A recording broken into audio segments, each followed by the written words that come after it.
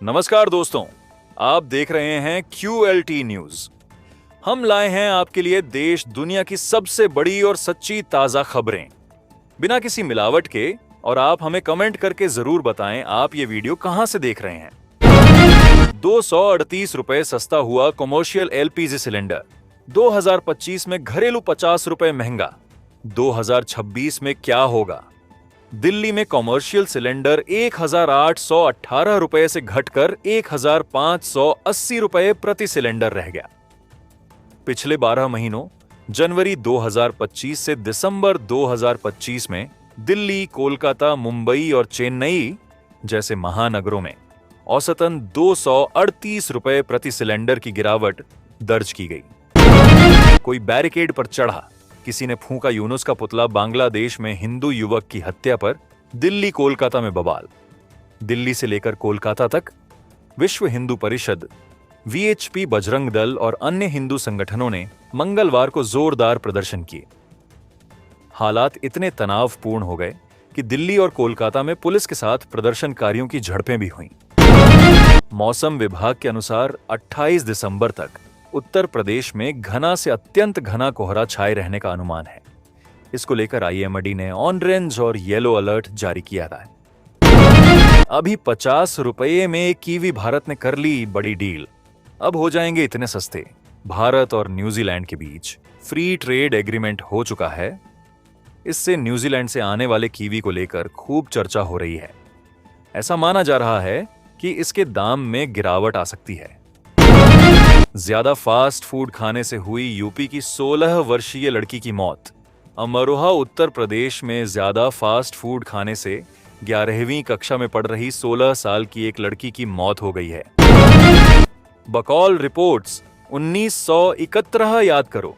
भारत से तनाव बढ़ा रहे बांग्लादेश को रूस ने दी सलाह। बांग्लादेश में शेख हसीना की सरकार जबरन गिराने के बाद से वहां लगातार हिंदुओं पर उत्पीड़न जारी है। बांग्लादेश में हाल में एक हिंदू युवक की जलाकर हत्या कर दी गई और बांग्लादेश ने दीपू चंद्र दास की लिंचिंग की निंदा की। परिवार को आर्थिक सहायता का ऐलान। बांग्लादेश ने हिंदू व्यक्ति दीपू चंद्र दास की पीट पीट कर हत्या की घटना की निंदा की है। बांग्लादेश के शिक्षा सलाहकार प्रोफेसर CR अबरार ने यूनुस सरकार की ओर से पीड़ित परिवार से मुलाकात की और इस मुश्किल समय में सहानुभूति और समर्थन का आश्वासन दिया। इस हत्याकांड को लेकर बांग्लादेश की काफी आलोचना हुई है, लेकिन अब भी बांग्लादेश सुधरने का नाम ही नहीं ले रहा है। यमुना एक्सप्रेसवे हादसा, 10 शवों का DNA मैच। आज स्वजन को सौंपेगी मथुरा पुलिस। मथुरा में यमुना एक्सप्रेसवे पर 16 दिसंबर को हुए भीषण हादसे में मारे गए 19 लोगों में से 10 शवों को पुलिस उनके परिजनों को सौंप देगी। 5 शवों का DNA मिलान अभी बाकी है। 9 वाहनों की टक्कर में 19 लोगों की जान चली गई थी और कई घायल हुए थे। किसान सम्मान दिवस पर CM योगी ने किसानों को सौंपे ट्रैक्टर। गिनाई उपलब्धियां। किसान सम्मान दिवस पर उत्तर प्रदेश के मुख्यमंत्री योगी आदित्यनाथ ने किसानों को सम्मानित करते हुए ट्रैक्टर की चाबी सौंपी। उन्होंने कहा कि किसान की मेहनत से धरती सोना उगलती है। CM ने PM किसान सम्मान निधि, फसल बीमा, सरकारी खरीद और कृषि विज्ञान केंद्रों के जरिए किसानों की आय बढ़ाने का दावा किया। रेलवे में 22,000 पदों पर होगी भर्ती। शॉर्ट नोटिस जारी। रेलवे भर्ती बोर्ड ने ग्रुप D के 22,000 पदों पर भर्ती के लिए इंडिकेटिव नोटिस जारी कर दिया है। इस भर्ती के लिए आवेदन 21 जनवरी 2026 से शुरू कर दिए जाएंगे। इसकी अंतिम तिथि 20 फरवरी 2026 रहेगी। ग्रुप D लेवल 1 पदों पर चयनित उम्मीदवारों को 7वें वेतन आयोग के अनुसार 18,000 रुपए प्रति माह वेतन मिलेगा। अगर आप किसान हैं तो सरकार दे रही है आपको कौन कौन से लाभ। 23 दिसंबर को नेशनल फार्मर्स डे 2025 मनाया गया था। इस मौके पर किसानों को सरकारी योजनाओं की जानकारी दी जा रही है। PM किसान योजना से सालाना 6,000 रुपए, किसान मानधन योजना से पेंशन, फसल बीमा से नुकसान की भरपाई, PKVY से जैविक खेती को मदद और KCC से सस्ते ब्याज पर कर्ज मिलता है। 2026 प्रयागराज माघ मेले में श्रद्धालुओं की सुरक्षा और व्यवस्था के क्या हैं, खास इंतजाम प्रयागराज यूपी में 3 जनवरी 2026 से माघ मेला शुरू होगा, जिसमें 12 से 15 करोड़ श्रद्धालुओं के पहुंचने की उम्मीद है। सरकार इसे मिनी कुंभ के रूप में आयोजित कर रही है। श्रद्धालुओं के लिए 8 किलोमीटर लंबा अस्थायी स्नान घाट बनाया जा रहा है। सुरक्षा के लिए 10,000 पुलिसकर्मी तैनात रहेंगे। सीसीटीवी व ड्रोन से निगरानी की जाएगी। अरावली पहाड़ियों के मुद्दे को लेकर राजस्थान में बड़े पैमाने पर प्रदर्शन।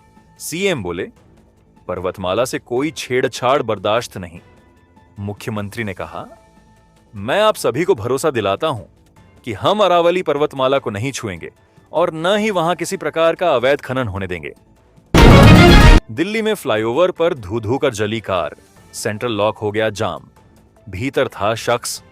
दिल्ली के व्यस्त वजीराबाद फ्लाईओवर पर हाल ही में एक चलती कार में अचानक आग लग गई। कार का सेंट्रल लॉक जाम हो गया था, जिसके चलते ड्राइविंग कर रहा शख्स कार में फंस गया। हालांकि ट्रैफिक पुलिस कर्मियों ने कार का शीशा तोड़कर चालक को सुरक्षित निकाल लिया था। पानी के टैंकर की मदद से आग पर काबू पाया गया।